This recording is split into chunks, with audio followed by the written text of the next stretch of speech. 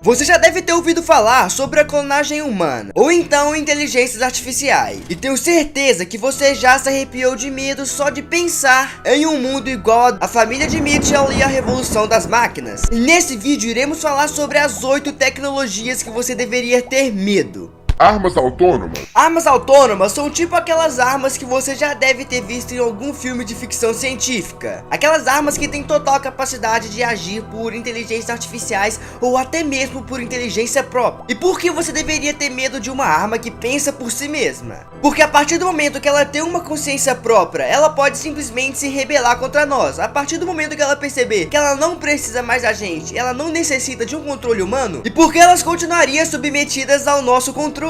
Tecnologias de vigilância? Vocês provavelmente já devem ter visto essas cenas em algum filmes ou novela de simplesmente aquelas câmeras nas ruas apontando para pessoas e saindo todos os dados dela no cantinho. Nome, idade, nome dos pais, endereço e todas as outras informações sobre essa pessoa. E pode me falar, isso é um pouco macabro alguém simplesmente saber todos os seus dados. E um dos principais problemas com isso é a sua privacidade, já que existe uma pessoa que sabe todos os seus dados e você não pode esconder nada dela. Fora também erros relacionados a erro de identificação de privacidade. Imagina a câmera simplesmente detecta alguém cometendo um roubo na rua, por exemplo. Mas simplesmente por algum motivo essa câmera falhou e acabou identificando uma pessoa que não é a que cometeu o crime. Como que essa pessoa inocente vai conseguir provar que não é ela? Mas as tecnologias de vigilância também não são só relacionadas a câmeras. Também estão sendo criados drones de vigilância. Imagina um drone te perseguindo na rua, puxando suas informações e você correndo igual um doido, e um drone vindo voando atrás de você te perseguindo. Isso seria extremamente macabro e eu não tô nem um pouco afim de ver um drone me perseguindo.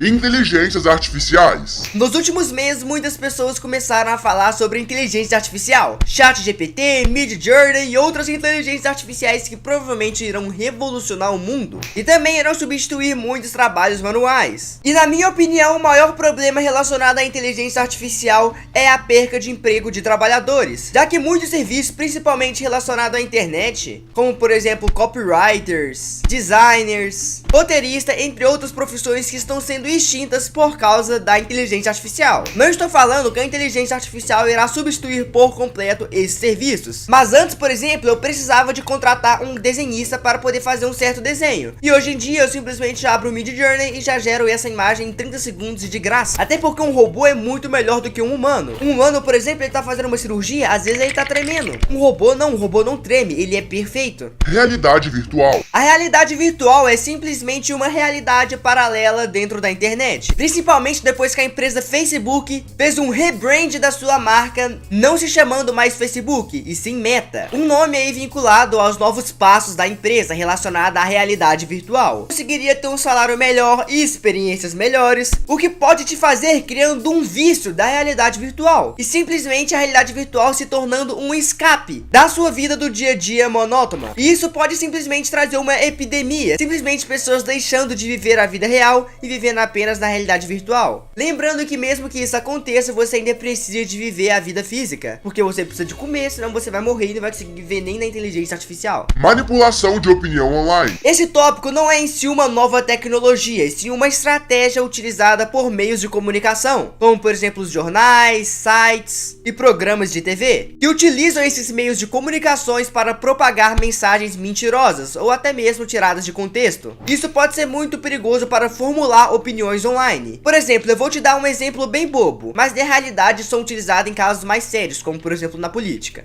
Existe uma pesquisa perguntando se você prefere banana ou maçã, e você escolhe que prefere a banana. Mas todos os meios de comunicação, a rede de TV, os jornais online, influenciadores, todas as pessoas na internet estão falando que você tem que escolher a maçã, e quem escolhe a banana simplesmente deve ser reprimido. Todo mundo deve excluir quem escolhe a banana. Quem escolhe a banana é burro e as pessoas não merecem viver em sociedade. Com isso, você acaba sendo pressionado a mudar a sua opinião preferindo a maçã, por uma pressão muito forte contra a sua opinião. Isso acontece muito mais nos meios online do que no meio físico, já que no meio online você está exposto a inúmeras pessoas, milhões de pessoas ao mesmo tempo, expondo as suas opiniões divergentes. Já no mundo físico não, você está limitado às pessoas que estão ao seu redor, no seu campo de visão, às pessoas que você conversa. Então no mundo físico você não está exposto a tanta informação quanto você está no mundo online. E quanto mais informação você está exposto, mais fácil é de mudar a sua opinião sobre qualquer assunto.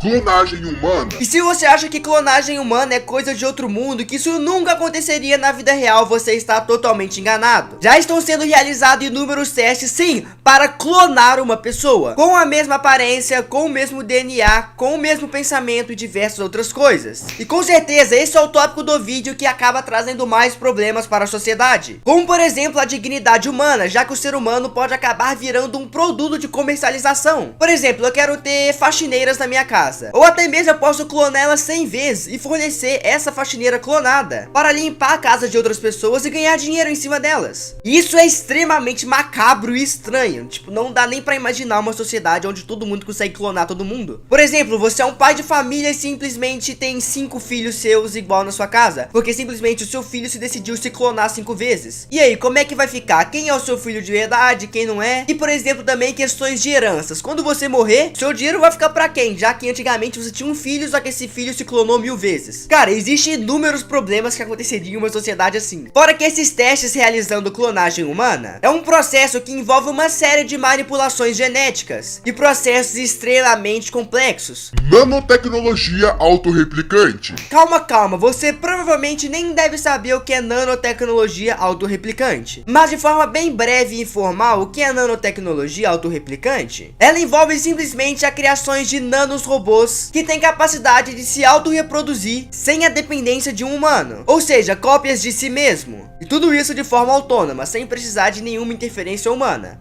O principal temor é que, se essa replicação de nanomáquinas sair do controle, elas podem se reproduzir exponencialmente, levando a uma proliferação massiva e incontrolável. E também existe o problema do impacto ambiental, já que a replicação descontrolada de nanomáquinas poderia trazer inúmeros impactos, já que para essas reproduções serem realizadas é criado inúmeros resíduos que teriam que ser descartados em algum lugar. Isso poderia impactar e muito o nosso meio ambiente, afetando mares, rios, solo, vegetação e muitos outros aspectos. Fora que também que se essa reprodução de nanorobôs serem feitas de forma descontroladas e excessiva, pode acontecer o mesmo problema que eu disse sobre o tópico da inteligência artificial. Eles podem substituir várias funções humanas e acabar deixando pessoas sem emprego. Biologia sintética. O que é biologia sintética? São fungos, vírus e bactérias que podem ser modificados geneticamente, usando técnicas que podem trazer problemas para o nosso ambiente, saúde pública e também segurança. Imagina uma guerra, mas em vez de você utilizar armas, soldados, tanques de guerra, seria muito mais eficaz você simplesmente soltar um vírus manipulado dentro de um país